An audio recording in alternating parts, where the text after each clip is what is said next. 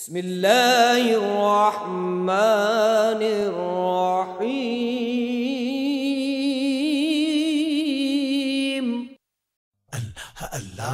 یا رسول اللہ یا رسول اللہ یا حبیب اللہ یا حبیب اللہ یا رسول اللہ یا رسول اللہ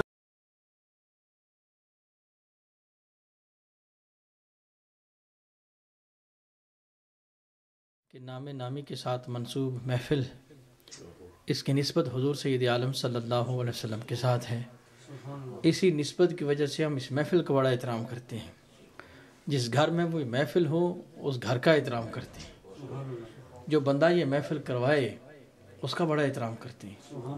لیکن اس کے ساتھ ساتھ یہ سمجھنا بھی بہت ضروری ہے کہ جو نسبت حضور کے ساتھ قرآن یا حدیث کو ہے وہ ان چیزوں کو نہیں ہے۔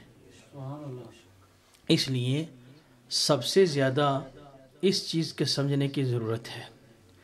ایک انسان ساری رات سرکار دو عالم صلی اللہ علیہ وسلم کی نہیں پوری زندگی حضور کی تعریف کرتا ہے، اس نے بہت اچھا کام کیا، لیکن جزا اس کو زیادہ ملتی ہے جو حضور کی سنت پر عمل کرتا ہے۔ تعریف کی اپنی اہمیت ہے، شان کی اپنی اہمیت ہے۔ حضور نے ارشاد فرمایا وہ آدمی ایسے دور میں جب لوگ میری سنتوں کو ترک کریں گے، اس دور میں جو میری ایک سنت پر عمل کرے گا اللہ تعالیٰ اس کو ایک شہید کا ثواب عطا فرمائے گا، اور ایک روایت میں آتا ہے 40 شہیدوں کا ثواب عطا فرمائے گا۔ ثواب کو اس لیے ہم گنتے ہیں کہ ثواب سے بات ہماری سمجھ میں آسانی ہوتی ہے، لیکن یہ اندازہ کریں کہ کہاں شہید وہ آدمی ہوتا ہے کہ جو کفار کے ساتھ لڑتے لڑتے اللہ کے دین کی سربلندی کے لیے جان دے دیتا ہے۔ کہاں جان دینا اور کہاں محبوب کی ایک ادا کو قائم رکھنا۔ اب اللہ تعالیٰ نے کتنی اس کی ویلیو رکھی ہے، کتنا اس کا اجر رکھا ہے۔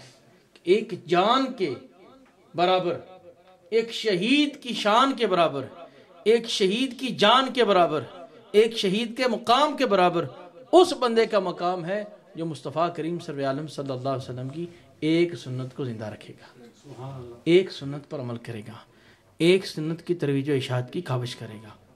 ہم اہل سنت ہیں، اور اہل سنت کہتے ہی ہیں جو سنتوں پر عمل کرنے والے ہوں، جو سرکار کی سنت کے نظریات پہ رکھتے ہوں، جو انہی چیزوں کو مانتے ہیں جو سرکار دو عالم صلی اللہ علیہ وسلم جن کا اجرا حضور نے فرمایا ہے۔ میں کچھ دیر پہلے حضرت علامہ مفتی محمد عباس رضوی صاحب کی گفتگو سن رہا تھا، بڑی پیاری انہوں نے بات کی۔ کہتے ہیں کہ اللہ کا احسان ہے ہم اہل سنت وہ ہیں کہ جن کو کوئی زمانے کا بندہ چیلنج نہیں کر سکتا۔ کوئی اٹھ کے مجھے یہ کہے، کوئی ایک عقیدہ ہمارا یہ بتائے جو سرکار کی سنت کے ساتھ ریلیٹڈ نہ ہو۔ لوگ ویسے زبان سے کہہ دیتے ہیں کہ یار یہ بدعتی ہیں۔ کوئی اعلیٰ حضرت امام اہل سنت امام احمد رضا خان بریلوی رحمۃ اللہ علیہ کے ہم پیروکار ہیں، وہ ہمارے قائد ہیں، اور وہ حنفی ماتریدی فکر کے سچے ترجمان ہیں۔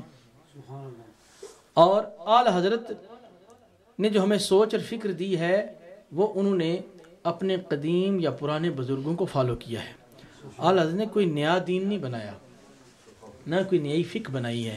وہ فقہ میں امام اعظم ابو حنیفہ کے پیروکار تھے، اور ہمارے فقہ میں معاملات میں امام اعظم ابو حنیفہ ہیں، اور عقائد میں ہمارے امام جو ہیں امام ابو منصور ماتریدی ہیں۔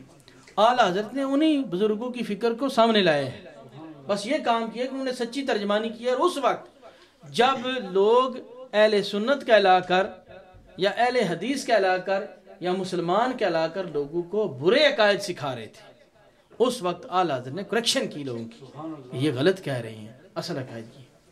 تو میرے ساتھی جو اصل چیز ہے جس کو ہم نے پلے باندھنا ہے، ان محافل سے جو سیکھنا ہے، وہ یہ ہے کہ ہم نے سرکار دو عالم صلی اللہ علیہ وسلم کی سنت پر عمل کرنے کا جہاد کرنا ہے۔ یہ زمانے کا جہاد ہے۔ ہم نے زمانے میں مصطفیٰ کی سنت کو فیشن بنا کے پیش کرنا ہے۔ ہم کبھی وہ نہ بنے جو ایسے ہوں جو حضور کی سنت کو کل کرنے والے ہوں، ختم کرنے والے ہوں۔ نہیں، ہم وہ بنیں جو حضور کی سنت پر عمل کرنے والے ہوں۔ تابعین کرام میں ایک بہت بڑے بزرگ گزرے ہیں، حضرت امام سفیان ثوری۔ ان کا شان یہ تھی کہ مسجد کے اندر داخل ہوئے یا باہر نکلے تو پاؤں جو مسجد میں اندر آنے سے اندر آتے وقت دایاں پاؤں رکھتے ہیں، رائٹ فٹ ان کرتے ہیں، اور باہر نکلتے ہوئے بایاں پاؤں باہر نکالتے ہیں۔ اب وہ اندر آئے تو بایاں رکھ دیا یا باہر نکلتے ہوئے دایاں، کچھ اس قسم خلاف سنت ان سے عمل ہو گیا، تو انہوں نے اپنا نام ابو سفیان ثوری رکھ لیا۔ اپنے آپ کو کہتے ہیں، ثوری مشہور ہو گئے، اپنے آپ کو کہتے ہیں ابو سفیان تو انسان نہیں، تو بیل ہے۔ ثور عربی میں بیل کو کہتے ہیں، آکس کو کہتے ہیں، ڈنگر کو۔ اپنے آپ کو یہ کہا کہ تو بیل ہے کہ تجھ سے سرکار کی سنت چھوٹ گئی، لوگ تجھے عالم سمجھتے ہیں۔ اس انداز سے اپنی ذات کی نفی کی کہ ثوری مشہور ہو گئے۔ اور ان کی شان یہ ہے کہ وہ جب لڑکپن تھا ان کا، دین پڑھنے کا بڑا شوق تھا، تو والدہ ماجدہ کو کہتے ہیں کہ میری ماں آپ ایسا کریں، آپ مجھے اللہ کے نام پر ڈونیٹ کر دیں، وقف کر دیں۔ اور غالباً وہ اپنے والدین کی اکلوتی اولاد تھی، کوئی بہن بھائی نہیں تھا ان کا، والد ان کے فوت ہو چکے تھے۔ والدہ کو کہتے ہیں اے میری امی جان آپ مجھے سرکار کے نام پر ڈونیٹ کر دیں۔ والدہ نے کہا ٹھیک ہے بیٹا تو جا، میں تجھے دین کے لیے وقف کرتی ہوں۔ انہوں نے کہا کہ مجھے آپ وقف کر دیں تاکہ میں اللہ کا دین سیکھوں اور اس کو پھیلاؤں۔ انہوں نے کہا بیٹا سفیان جا، میں عہد کرتی ہوں کہ میں نے تجھے اللہ کے نام پر وقف کر دیا۔ وعلیکم السلام ورحمۃ اللہ وبرکاتہ۔ نعرہ تکبیر، نعرہ رسالت، علماء اہل سنت، جشن عید میلاد النبی۔ پھر ہوا یہ کہ وہ گھر سے نکل گئے، انہوں نے دین سیکھا، علم دین حاصل کیا، اتنا مقام پایا، اپنے گھر سے کئی 100 میل دور تھے، ان کی شہرت ان کے گھر تک پہنچی۔ 18 سال بعد، آفٹر 18 ایئرز، ان کو یہ خیال آیا کہ یار میں جاؤں، میں اپنی والدہ سے ملوں۔ 18 سال بعد، ذرا غور سے سننا میری بات، 18 سال بعد، 18 ایئرز کے بعد ان کو خیال ہے کہ میں اپنی وہاں سے جا کر مل لوں، پتہ تو کروں میری والدہ کا حال کیا ہے۔ گھر گئے، نوک کیا، آواز دی، والدہ نے ڈور کھولنے سے انکار کر دیا، کہتی ہیں اماں جان میں سفیان ہوں۔ ماں نے کہا کون سفیان؟ اماں میں آپ کا بیٹا سفیان۔ والدہ نے کہا بیٹا سفیان جہاں سے آئے ہو واپس چلے جاؤ۔ اس لیے جب کوئی اللہ کا سچا آدمی اللہ کے نام کوئی چیز وقف کرتا ہے تو اس کو واپس نہیں لیتا۔ ایسی مائیں تھی جنہوں نے اپنے بیٹے وقف کیے تو یہ دین قائم ہے، سلامت ہے۔ ان جذبات کی ضرورت ہے، ہم اپنے بچوں کو اللہ کے دین کے لیے وقف کریں۔ دیکھیں ہم سٹوریوں میں پڑھتے ہیں حضور غوث پاک ایک شخصیت تھے، حضرت آصف بن برقیہ کا ذکر قرآن پاک میں آیا ہے۔ حضرت آصف بن برقیہ حضرت سلیمان علیہ السلام کی دین کے عالم، حضرت سلیمان علیہ السلام کے صحابی تھے۔ ایک ملکہ بلقیس کا تخت جو ہے انہیں اٹھا کر اپنے نبی کی بارگاہ میں پیش کر دیا تھا۔ وجہ کیا تھی کہ انہوں نے اپنے نبی کی دین پر عمل وہ کرتے تھے، اپنے نبی کی تعلیمات پر عمل کرتے تھے۔ اللہ نے ان کو اتنی قوت دی کہ بادشاہوں کے تخت اٹھا کر اپنے نبی کی بارگاہ میں پیش کر دی۔ آج کیا ہے ہمارے درمیان ایسے لوگ نہیں پیدا ہو سکتے۔ وجہ کیا ہے؟ اس لیے کہ یہودیوں نے بڑی سوچ سمجھ کر ہمارے درمیان وہ فیشن ڈال دیے ہیں جو حضور کی سنت کے خلاف ہے۔ نہ ہم نمازیں پڑھیں گے، نہ ہم فرض ادا کریں گے، نہ ہم واجبات ادا کریں گے، نہ ہم سنت موقدہ کا احترام کریں گے، تو ہمارے اندر ایسے لوگ کیسے پیدا ہوں گے؟ اس لیے ضرورت اس چیز کی ہے ہم اللہ اور اس کے رسول کے پیغام کو سمجھیں اور اس پر عمل کریں، خلوص کے ساتھ دین پر عمل کریں، سنت رسول کو اپنائیں اور سنت رسول کو اپنے گھروں میں فیشن بنائیں، اپنی بیٹیوں کو بتائیں، اپنے بچوں کو بتائیں۔ دیکھیں نا حضور نے منع فرمایا ہے، مسلم شریف کی حدیث ہے، سرکار نے ارشاد فرمایا ایسے بال مت کاٹو کہ درمیان سے چھوڑ دو، ارد گرد سے چھوٹے کر دو۔ آپ دیکھ لیں آج کل جتنے ہیئر سٹائل ہیں بالکل یہودیوں کی ٹوپی کی طرح ہیں، جیسا یہودی ٹوپی پہنتے ہیں نا، بالکل اوپر ٹوپی رکھتے ہیں، ارد گرد چھوٹی سی ٹوپی، تمام ان ہیئر سٹائل بنا لیے ہمارے بچے 20-25 پاؤنڈ خرچ کرتے ہیں اور وہ ہیئر اسٹائل بناتے ہیں جو اگینسٹ سنہ پروفیٹ صلی اللہ علیہ وسلم ہے، حضور کی کمانڈمنٹ کے خلاف ہے۔ حضور نے ارشاد فرمایا ہے ہماری عورتیں جو ہیں یہ بالوں کو مت کاٹیں، حضور نے حکم فرمایا، ہماری بہنیں بال کاٹتی ہیں۔ سرکار نے حکم فرمایا ہماری عورتیں جو ہیں یہ بھویں نہ بنائیں، ہماری بہنیں بنا رہی ہیں۔ اب جس گھر میں ہر روز خلاف سنت عمل ہو وہاں مصیبتیں نہیں آئیں گی تو کیا ہوگا، وہاں بے برکتیاں نہیں ہوں گی تو کیا ہوگا، وہاں تباہیاں نہیں ہوں گی تو کیا ہوگا۔ میں اس لیے ہمارے بھائی جو ہیں ہر روز یہ دیکھیں داڑھی رکھنا یہ واجب ہے، یہ مشہور ہے سنت رسول ہم اس کو کہتے ہیں۔ یہ سنت نہیں ہے، شرن ہے، سنت بھی سارے نبیوں کی سنت ہے، لیکن شرعی اعتبار سے داڑھی رکھنا یہ واجب ہے۔ شیو کرنا حرام ہے، شیو کرنا یہ معمولی گناہ نہیں ہے، شیو کرنا حرام ہے۔ آپ اندازہ کر لیں، کبھی آپ نے سنا یہ بات شیو کر؟ یا سردار صاحب سے جا کر پوچھیں، آستانہ عالیہ یہ صفات الاسلام ڈھانگری شریف والے بزرگوں سے پوچھیں، یہ ہمارے قائد ہیں، ایسے بزرگوں سے، یہ ان کے شاگرد یہاں بیٹھے ہیں، علماء بیٹھے ہیں، ان سے پوچھیں یہ شیو کرنا حرام ہے اور داڑھی یہ پوری رکھنا یہ واجب ہے۔ اور اسی طرح بہت سارے اور عمل ہیں جو ہم ہر روز نہیں کرتے اور کبیرہ گناہ ہم کماتے ہیں۔ صبح اٹھتے ہی جو آدمی شیو کرے، ایک حرام کام سے اس نے زندگی کی ابتدا کی ہر روز، اب وہ پھر سارا دن دعائیں کرتا رہے، اللہ کریم پوچھے گا ہر روز صبح اٹھ کر وہ کام کرتا جو میں نے منع کیا تھا، میرے محبوب نے منع کیا تھا، ہمارے ساتھ تو تعلق تو نے سرے سے قائم ہی نہیں کیا، ہماری بات کا احترام ہی نہیں کیا۔ اسی طرح ہماری ہر وہ بہن جو صبح اٹھ کر باقی سارے دنیا کے معاملات تو ان کے ذہن میں ہوتے ہیں لیکن وہ گناہ گار ہوں، اللہ اور اس کے رسول پر بات پر عمل نہ کریں، پھر ہم یہ سمجھیں کہ ہم اس دنیا سے بڑے کامیاب کامران چلے جائیں گے۔ اللہ فضل فرمانے والا ہے، وہ بخشنے پہ آئے تو بڑے بڑے گناہ گاروں کو بخش دے گا، اس میں تو کوئی شک نہیں، لیکن اللہ کے ساتھ جو ہے یہ جرأت کر کے لڑائی کرنا بھی تو کوئی انصاف کی بات نہیں ہے نا۔ یہ لڑائی ہے اللہ اور اس کے رسول کے ساتھ کہ بندہ کہے جی نہیں ہم عمل کرتے، مولوی ویسے لگے ہوئے ہیں، معاذ اللہ، یہ کلمہ کفر ہے ایسا کہنا، دین کو ویلیو نہ دینا یہ کلمات کفریہ ہے۔ ہاں ہر انسان کے اندر کمزوریاں، ہمارے اندر بھی کمزوریاں ہیں، براہ یہ کوشش کرے یا اللہ ہمیں ہمت عطا فرما، اور دل میں عہد کرے یار ہم اپنے آپ کو چینج کریں گے۔ اب دیکھیے نا میں بھی جوان ہوں، اب تو خیر بوڑھا ہونے لگا ہوں، 37 ہو گیا ہوں، تو کیا میں برا لگتا ہوں؟ امامہ رکھا ہے، داڑھی رکھی ہے، الحمدللہ مجھے خود یقین ہے میں خوبصورت لگ رہا ہوں، کوئی مانے نہ مانے میرا محبوب مجھے کہتا ہے کہ تو سونا ہے۔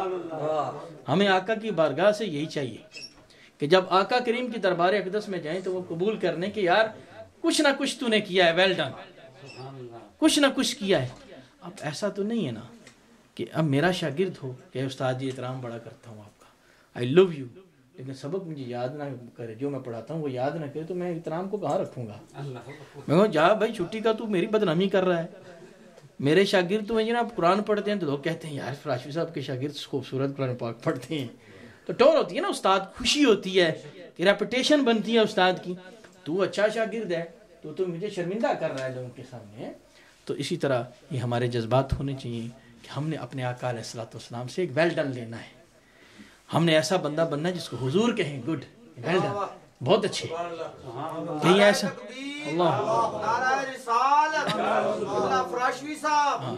ہم نے ایسا بندہ نہیں بننا کہ جو حضور کو کہے، شیطان حضور کو کہتا ہو اے بڑا تیرا امتی بنا پھرتا تھا، میں نے لگا لیا نا پیچھے، بتا نا تیری بات زیادہ سنتے ہیں کہ میری زیادہ سنتے ہیں؟